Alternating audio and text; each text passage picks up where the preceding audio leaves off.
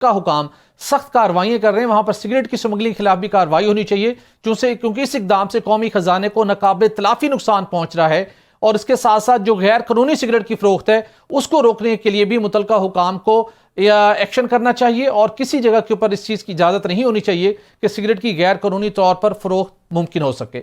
ناظرین، سعودی عرب کی معیشت یوں تو تیل کے گرد گھومتی ہے، لیکن گزشتہ کچھ عرصے سے سعودی عرب اپنی معیشت کے لیے دیگر ذرائع پر بھی کام کرتے ہوئے بڑی سرمایہ کاری بھی کر رہا ہے۔ سعودی فرمانروا محمد بن سلمان نے سعودی عرب سمیت مختلف ممالک میں سرمایہ کاری کو بے پناہ فروغ دیا ہے۔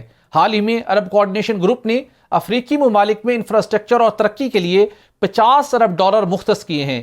یہ اعلان اسلامی ترقیاتی بینک کے صدر ڈاکٹر محمد الجاسر نے سعودی عرب کے شہر ریاض میں منعقدہ عرب افریقہ اور سعودیہ افریقہ سربراہی اجلاس کے اقتصادی کانفرنس میں کیا۔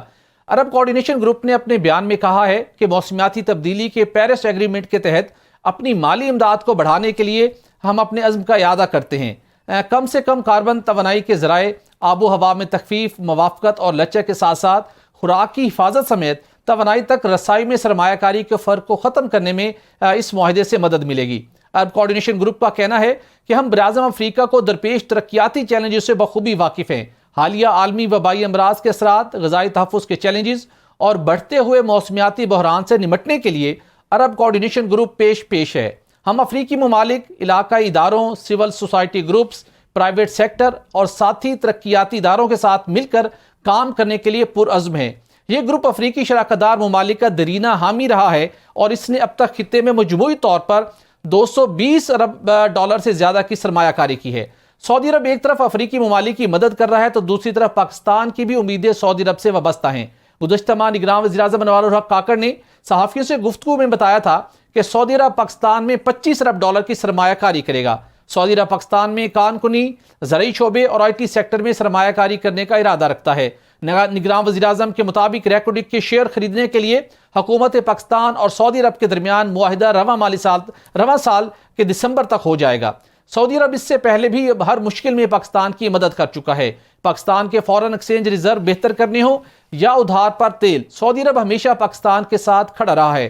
اب $25 ارب کی سعودی سرمایہ کاری پاکستان کو بہت سی مشکلات سے نکال سکتی ہے، جس کا اس وقت پاکستان کو سامنا کرنا پڑ رہا ہے۔ $25 ارب کی سعودی سرمایہ کاری پاکستان میں سعودی عرب کی اب تک سب سے بڑی سرمایہ کاری ہوگی۔ پاکستان سعودی عرب کی سرمایہ کاری سے کتنا فائدہ اٹھاتا ہے اور کتنی جلدی سرمایہ کاری کے لیے راہ ہموار کرتا ہے، یہ ہمارے لیے ایک بہت بڑا چیلنج ہے۔ اس کے ساتھ ناظرین، سعودی کراؤن پرنس محمد بن سلمان سرمایہ کاری کے ساتھ ساتھ خطے میں تنازعات کے خاتمے، قیام امن اور دوستانہ تعلقات کے قیام کے لیے بھی کوشاں دکھائی دیتے ہیں۔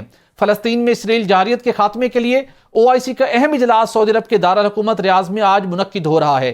وزیر اعظم پاکستان انوار الحق کاکڑ، عرب ممالک کے سربراہان اور ایرانی صدر اسلامی تعاون تنظیم کے سربراہی اجلاس میں شرکت کے لیے ریاض پہنچ چکے ہیں۔